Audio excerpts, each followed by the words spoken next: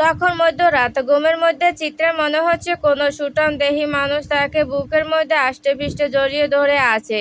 কারো গরম নিঃশ্বাস চিত্রের গলদেশের উপর বারবার এসে আসছে পড়ছে, যাতে করে খুব অস্বস্তি হচ্ছে চিত্রার। বেশ কিছুক্ষণ পর চিত্রা অস্বস্তি আর বিরক্তিতে হাঁসফাঁস করতে করতে নিজের চোখ জোড়া হালকা খুলে ঘুম ঘুম চোখে একটু সামনে নিয়ে সেই মানুষটির দিকে তাকাতেই ভয়ে মৃত চিৎকার দিয়ে উঠে। কারণ মানুষ বদলে দেখতে পায় একটা কালো ছায়া দরজা ভেঙিয়ে চলে গেল। চিত্রা ভীষণ ভয় পেয়ে যায়।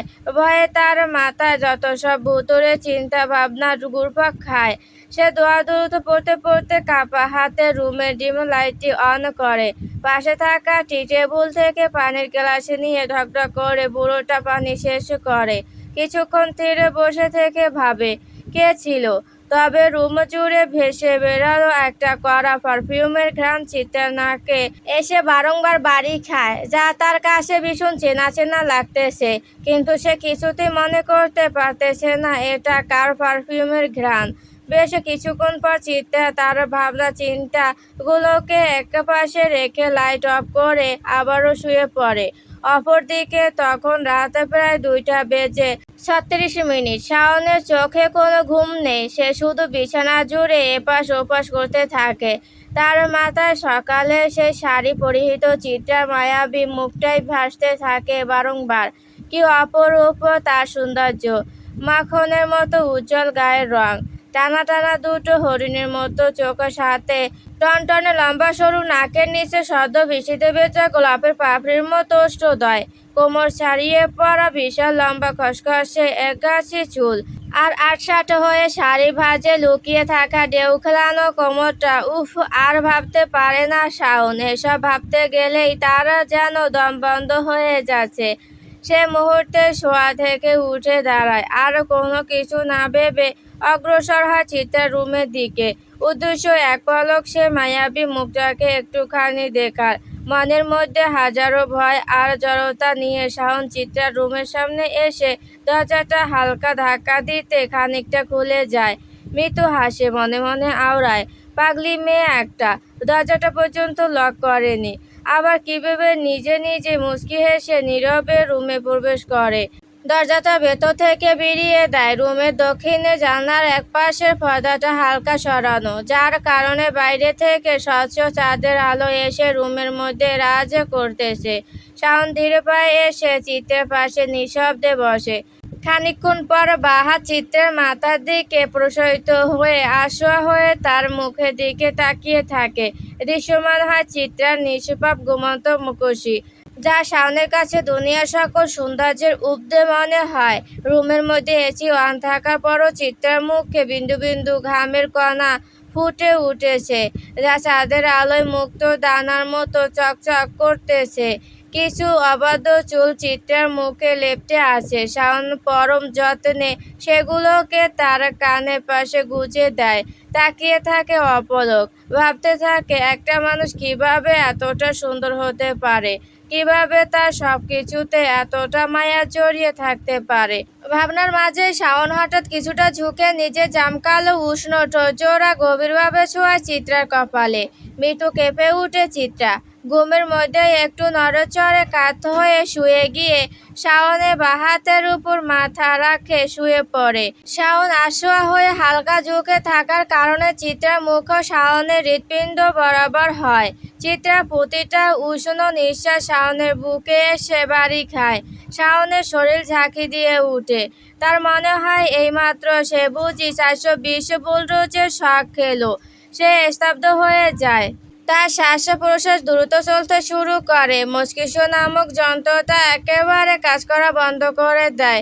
শাওন এবার আলতো হাতে চিত্রার মাথাটা তার বুকের মধ্যে রেখে কোমর জড়িয়ে ধরে খানিকটা নিচের দিকে টেনে আনে, আর অপলক তাকিয়ে থাকে চিত্রার মুখোশির দিকে, যার কারণে তার প্রতিটা উষ্ণ নিঃশ্বাস চিত্রার মুখ চাপিয়ে গলদেশে আসছে পড়ে। ঘুমের মধ্যে চোখ মুখ কুঁচকে অস্বস্তিতে হাঁসফাঁস করতে শুরু করে চিত্রা। শাওনের ঘোর কাটে। বুঝতে পারে চিত্রার ঘুম হালকা হয়ে গেছে, যে কোনো সময় উঠতে পারে। তার আর এখানে থাকাটা ঠিক হবে না, তাই সে আলতো হাতে চিত্রাকে ঠিকভাবে শুইয়ে দিয়ে আবারও কপালে উষ্ণ বরম এঁকে দেয়। চিত্রার এবার সহ্যের মাত্রা ছাপিয়ে যায়। অস্বস্তিতে বিরক্তি হয়ে যেই না চোখ জোড়া খুলতে নিবে, অমনি বিদ্যুৎ বেগে সেখান থেকে সরে যায় শাওন। যার কারণে চিত্রা চোখ খোলার পর শাওনের ছায়াটাকে ভূত দেখার মতো দেখতে পেয়ে দেয় এক চিৎকার। আর ওইদিকে শাওন মুচকি হাসতে হাসতে ঘর থেকে বেরিয়ে গিয়ে এক প্রশান্তির নিঃশ্বাস ছাড়ে।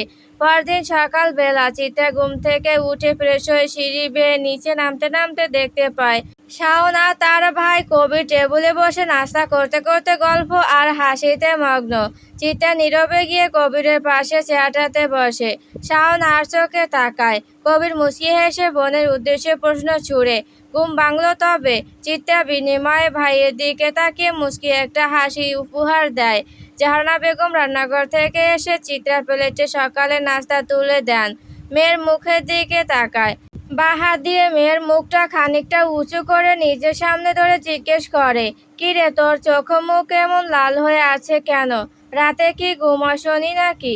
চিত্রা মায়ের মুখের দিকে এক পলক তাকিয়ে খাওয়ায় মনোযোগ দিয়ে বলে উঠে, ঘুমিয়েছি মা, দেরিতে ঘুম থেকে ওঠার জন্য হয়তো এমন হয়েছে। শাওন চিত্রার দিকে তাকিয়ে একটা মুচকি হাসি দেয়, কারণ সে বুঝে গেছে কালকে মাঝরাতের ঘটনার পর চিত্রা আর ঘুমায়নি। ভাবতে ভাবতে তার পুরো রাত পার হয়ে গেছে। আর হয়েছেও তাই। সারা রাত চিত্রা বিছানার মধ্যে এপাশ ওপাশ করে ভাবতে ভাবতে কাটিয়ে দিয়েছে। ফজরের নামাজের পর তার চোখ জোড়া একটু লেগে এসেছিল মাত্র। এদিকে জাহানারা বেগম আর কথা বাড়ায় না। তিনি খাবার দিয়ে পুনরায় রান্নাঘরে গিয়ে ময়নামতির উদ্দেশ্যে বাক্য ছুড়ে, ময়না ফ্রিজ থেকে ইলিশ মাছগুলো বের করে ধুয়ে দে তো, আজকে একটু ইলিশ মাছ রান্না করতে হবে। ময়নামতিও জাহানারা বেগমের কথা মতো ফ্রিজ থেকে ইলিশ মাছ বের করে বেসিনে গিয়ে ধুতে শুরু করে। ময়নামতি হলো জাহানারা বেগমের বাসার কাজের লোক। কাজের লোক বলতে হয়তো ভুল হবে, কেননা চিত্রাদের বাসার কেউ তাকে কখনো কাজের লোকের চোখে দেখে আসেনি। তারা সবাই পরিবারের একজন সদস্য বলে মনে করে ময়নামতিকে। আজ প্রায় 12 বছর ধরে তাদের বাসায় কাজ করে আসতেছেন ময়নামতি। খুবই ভালো এবং বিশ্বস্ত একটা মেয়ে। নিজের বলতে গ্রামে আছে শুধু তার বাবা, সৎ মা আর এক ছোট ভাই।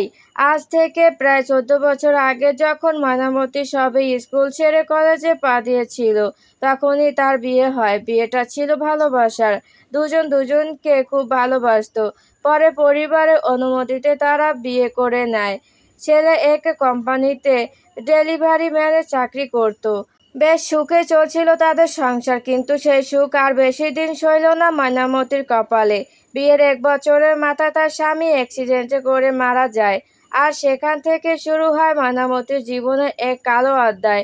শ্বশুরবাড়ির লোকজন তাকে বাড়ি থেকে বের করে দেয়, আর ময়নামতি ফিরে যায় তার একমাত্র ঠিকানা বাপের বাড়িতে। তাদের পরিবার অতটাও সচ্ছল ছিল না, দিন আনতো দিন খেত। সেখানে কিছুদিন ভালো কাটলো, পরে সে হয়ে যায় তার সৎ মায়ের চোখের বিষ। তবে তার বাবা তাকে অনেকবার বিয়ে দেওয়ার কথা বললেও সে সর্বদাই বিয়ে করতে নারাজ ছিল। সে কিছুতে বিয়ে করবে না বলে পণ করে। হঠাৎ একদিন তার বাবা তার সৎ মায়ের কথা শুনে গ্রামের এক মোল্লার সাথে তার বিয়ে ঠিক করে এবং জোর করে বিয়ে দেওয়ার চেষ্টা করে।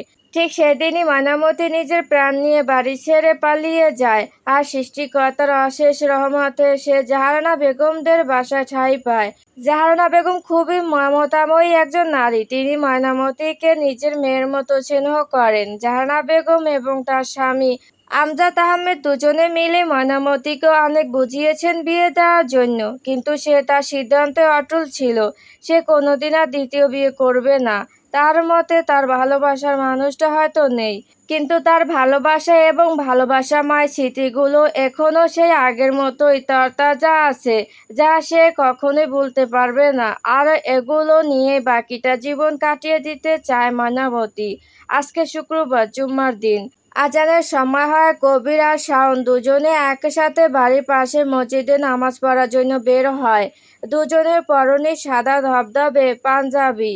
এদিকে জাহানারা বেগম আর ময়নামতি বিভিন্ন পদের করা রান্নাগুলো রান্নাঘর থেকে আনে আনে ডাইনিং টেবিলে সাজাচ্ছেন, আর চিত্রা সোফায় আসোয়া হয়ে কাল রাতের কথা ভাবতে বিভোর।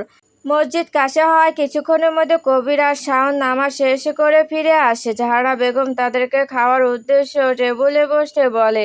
শাওন গিয়ে টেবিলে বসে। কবির চিত্রার দিকে এগিয়ে গিয়ে চিত্রার মাথায় একটা টোকা মেরে বলে উঠে, তখন থেকে এভাবে আসিস, কি ভাবতেছিস বলতো? চিত্রার ভাবনা ছেতে ঘটে। সে ভাবনা জগৎ থেকে বের হয়ে বলে, মৃত্যু স্বরে বলে, কিছু না ভাইয়া, আচ্ছা বুঝলাম, এবার আয় খেতে আয়, বলে কবি টেবিলের দিকে অগ্রসর হয়। কিছুক্ষণের মধ্যে চিত্রাও গিয়ে তার জন্য বরাদ্দকৃত চেয়ারটা টেনে বসে পড়ে, আর সাথে সাথে চোখ যায় তার ঠিক সামনে বসে থাকা মোবাইলে মগ্ন গিকে ঘরটা খ্যাত সৌন্দর্যময় পুরুষ শাওনের উপর। সাদা ধবধবে পাঞ্জাবিতে লোকটাকে চিত্রের কাছে গিক দেবতার মতোই ভয়ঙ্কর রূপের অধিকারী বলে মনে হলো। টকটকে উজ্জ্বল ফর্সা গায়ের রং, নীলাপমণির চোখজোড়া মাঝখানে প্যারিসের আইফেল টাওয়ারের মতো সগর্বে উঁচু হয়ে আছে সুন্দর নাকখানা। ফর্সা ত্বকের দুগাল ভর্তি চাপ দাড়ি, প্রতিটা দাড়ি যেন তাদের নিয়ম মেনে পড়ে আছে মৌসুম গাল দুটোতে। কি অপূর্ব লাগছে সেই দাড়িতে। মাথায় হালকা ব্রণ সাজানো গোছানো একগাছি চুল, যা কপাল বেয়ে বা চোখের কুচকুচে কালো টানা ভুরু বরাবর পড়ে আছে। দেখলে মনে হয় সেই সিল্কি চুলগুলো একটু ছুঁয়ে যদি এলোমেলো করে দেওয়া যেত। দু হাতের পাঞ্জাবির হাতা কোণু পর্যন্ত গোটানো, লোমযুক্ত বা হাতে সেই কালকের পরিহিত কালো ফিতার ব্যান্ডের ঘড়ি। বুক বরাবর পাঞ্জাবির দুটো বোতাম খোলা, যাতে করে শাওনের লোমযুক্ত খড়খড়ে বুকটা কিছুটা উদীয়মান। বুক ছেড়ে চিত্রার চোখ এবার আটকায় শাওনের লম্বা গলার মাঝ বরাবর দাড়িযুক্ত বোকাল করের উপর, যা শাওনের পরশগিলার সাথে সাথে ওঠানামা করতেছে। চিত্রার অপলকে সেদিকে তাকিয়ে থাকে। খুব বেশি আকর্ষণ করে তাকে সেই জিনিসটা। তার মনে ইচ্ছে জাগে যদি একবার ছুঁয়ে দেখতে পারত। চিত্রার এভাবে তাকিয়ে থাকা শাওন আর চোখে লক্ষ্য করে, কিন্তু কিছু বলে না। এদিকে চিত্রা ভাবতে থাকে, ছেলেদের মতো মেয়েদের গলাতে কেন এমন উঁচু আকারে বোকাল কর থাকে না?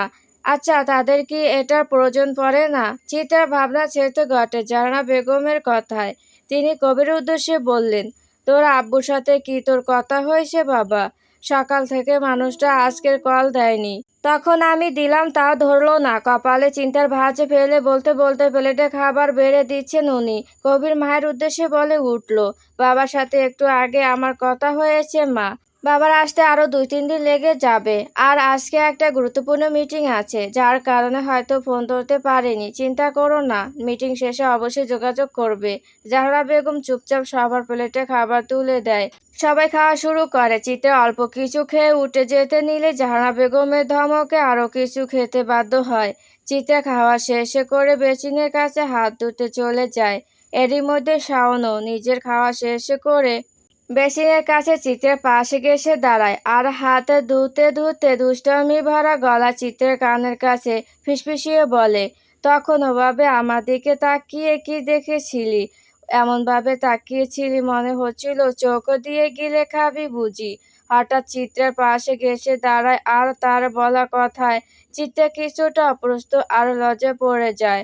তড়িঘড়ি করে বলে উঠে, আমি মোটেও আপনার দিকে তাকিয়েছিলাম না ভাইয়া। শাওন মুচকি হাসি দেয়, হাত ধোয়ার মনোযোগ দিয়ে বলে উঠে, তা তো তখন নিজে চোখেই দেখলাম, বলে চিত্রার কানে একটা আলতো কামড় দিয়ে সেখান থেকে সরে যায়। চিত্রা বিষমে হয়ে দাঁড়িয়ে থাকে। বাঁ হাত অটোমেটিক্যালি চলে যায় তার কানে। খুব বেশি ব্যথা না পেলেও কিছুটা ব্যথা তো ঠিকই পেয়েছে।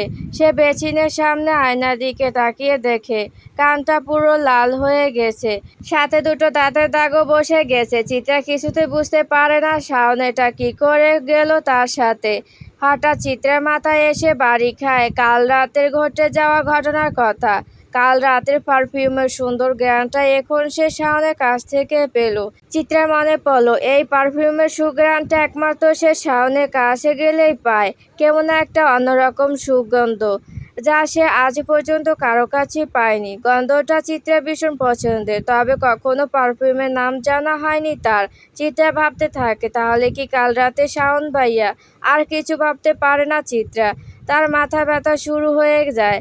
এরই মধ্যে শাওনের কণ্ঠ তার কানে আসে। ফুপি, আমি এখন বাসায় যাচ্ছি। জাহানারা বেগম ডাইনিং টেবিলের জিনিসগুলো ঠিক করতে করতে কিছুটা অবাক হয়ে বলে, এখনই চলে যাবি? হ্যাঁ ফুপি। সোফায় বসে মোবাইল থেকে মাথা তুলে কবির বলে উঠে, এখনই কেন, বিকেলে যাবি। শাওন জাহানারা বেগমের কাছে এগিয়ে এসে এক হাতে আঁকড়ে ধরেন আর একটা চুমু খেয়ে বলে উঠে, বিকেলের দিকে কিছু কাজ আছে, তাই এখনই চলে যাচ্ছি। বলে কবিরের কাছে গিয়ে তার কাঁধে আলতো বাড়ি দেয় আর বলে, তোর পাঞ্জাবি আর পায়জামার আশা ভুলে যা ব্রো, এখন থেকে এগুলো আমার। বলে চিত্রের দিকে তাকিয়ে মুচকি হেসে তার কিছুটা কাজ ঘেঁষে যেতে যেতে বাম চোখ মেরে মিষ্টি হেসে বলে, গেলাম বেগম। চিত্রে দাঁড়িয়ে দাঁড়িয়ে শাওনের যাওয়ার দিকে তাকিয়ে থাকে আর ভাবতে থাকে, এই মানুষটা এমন কেন, তার সাথে সবসময় কেন এমন আচরণ করে।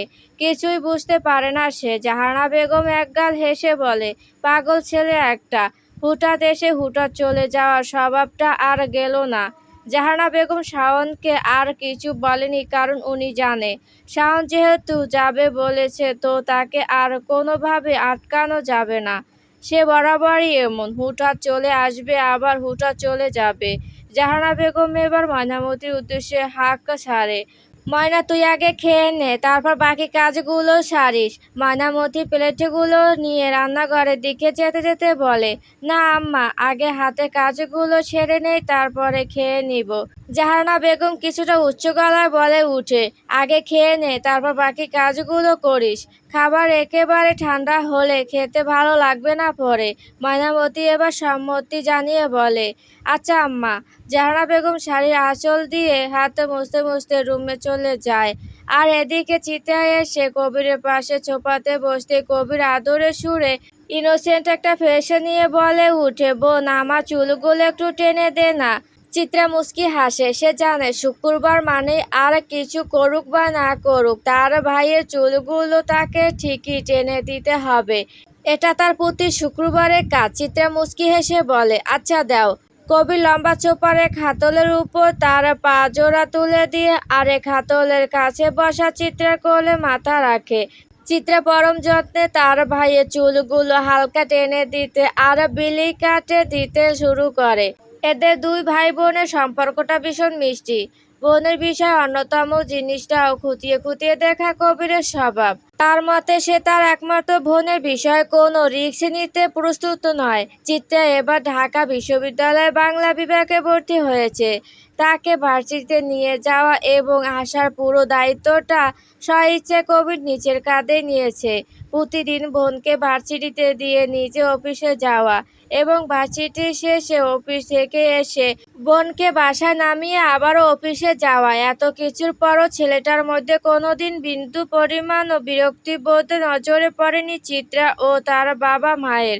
যদিও তার বাবা মা প্রায় বলে বাড়ির গাড়িতেই সে যাওয়া আসা করুক, রহিম মিয়াই তাকে নিয়ে আসা যাওয়া করুক, কিন্তু সে নারাজ। কারণ আগে সবসময় চিত্রাকে ড্রাইভার রহিম মিয়া নিয়ে আসা যাওয়া করত। কিন্তু হঠাৎ একদিন তিনি চিত্রাকে বাসায় নিয়ে আসার সময় অ্যাক্সিডেন্ট করে বসেন। অ্যাক্সিডেন্টে গাড়ির আংশিক ক্ষতি হলেও চিত্রা বা রহিম মিয়ার কোনো ক্ষতি হয়নি। তবে ভয়ে চিত্রা অজ্ঞান হয়ে গিয়েছিল ঠিকই। সেই থেকে কবির বোনকে নিয়ে যাওয়া আসা দায়িত্ব নিজের কাঁধে তুলে নেয়, যা এখন পর্যন্ত চলমান। খুব জরুরি কারণবশত ছাড়া সে কখনোই চিত্রাকে নিয়ে যাওয়া আসা থেকে বিরত থাকে না। আর এদিকে চিত্রা ভাই বলতে অন্ধভক্ত। যত আবদার তার জেদ সব তার ভাই আর বাবার কাছে। তার আবদার পূরণের একমাত্র জায়গা কবির আর আমজাদ আহমেদ। জাহানারা বেগমের কাছে চিত্রা তেমন পেরে ওঠে না।